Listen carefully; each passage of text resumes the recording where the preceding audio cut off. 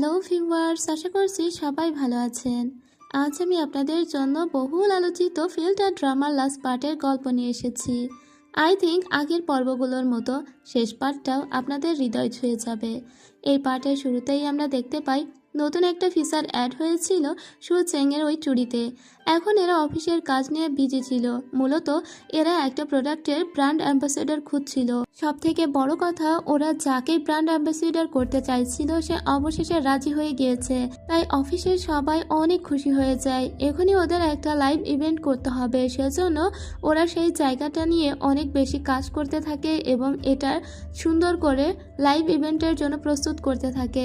এদিকে অনেক কাজ করছিল সুচেং, বিধায় ওকে একটা রুমের ভিতরে ডেকে নিয়ে আসে তাংচি। কারণ সুচেং সবসময় হাই হিল পরেছিল, ওর একটু কমফোর্টের জন্য ওর জন্য দুটো কেপস নিয়ে এসেছিল তাংচি।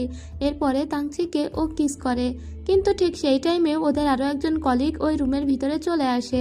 এই ছেলেটি এসে এমন করে তাকিয়েছিল মনে হচ্ছিল যে ওরা ধরা পড়ে গিয়েছে, কিন্তু না, আমরা দেখতে পাই তাংচি আসলে ঘর মোছা একটা মপকে চুমু খাচ্ছে।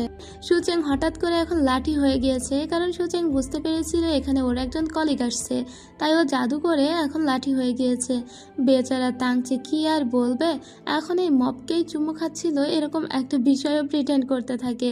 এরপরে ওই ছেলেটি চলে গেলে সুচেং আবারও ওর রূপে ফিরে আসে। এরপরে ওরা আবার কাজে চলে যায়। এদিকে আমরা রাতের বেলায় লিনের বাসা দেখতে পাই। লিনের সঙ্গে আলাদা করে সময়, মানে একটু একান্ত সময় স্পেন্ড করতে ইউ এসেছিল। এদের ভিতরে ভালোবাসাটা দিন দিন খুবই ডিপ হতে থাকে। পরদিন আবারও কাজে চলে আসে সুচেং। এখানে ওদের সম্পর্কটা দেখে সবাই একটু কানাঘুষা করতে লাগে যে ওদের ভিতরে কোনো একটা কিছু চলছে।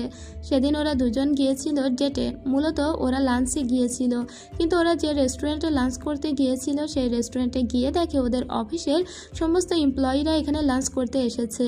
সুচেং প্রথমে একটু লজ্জা পাচ্ছিল, কিন্তু তাংচি বলে লজ্জা কিসের, আমরা প্রেম করছি সেটা না হয় ওদেরকে জানিয়ে দিব, এটাতে লজ্জা পাওয়ার তো কিছু নেই। তাংচি সবাইকে দেখিয়ে দেখিয়ে সুচেংয়ের গালে আবার খাবার তুলে দেয়, যাতে সবাই আরো বেশি ভালো করে বুঝতে পারে যে ওদের ভিতরে সম্পর্ক আছে। আর তারপরে এরা দুইজন ওদের সমস্ত কলিগদের সামনে যায় আর নিজেরাই বলে দেয় যে আমরা প্রেম করছি। এরপরে ওরা অনেক ড্রিঙ্ক করে। তাংচি তো একদম মাতাল হয়ে গিয়েছিল, তাই সুচেংই ওকে কাঁধে করে নিয়ে বাড়িতে আসে। তাংচির অবস্থা খুবই খারাপ ছিল।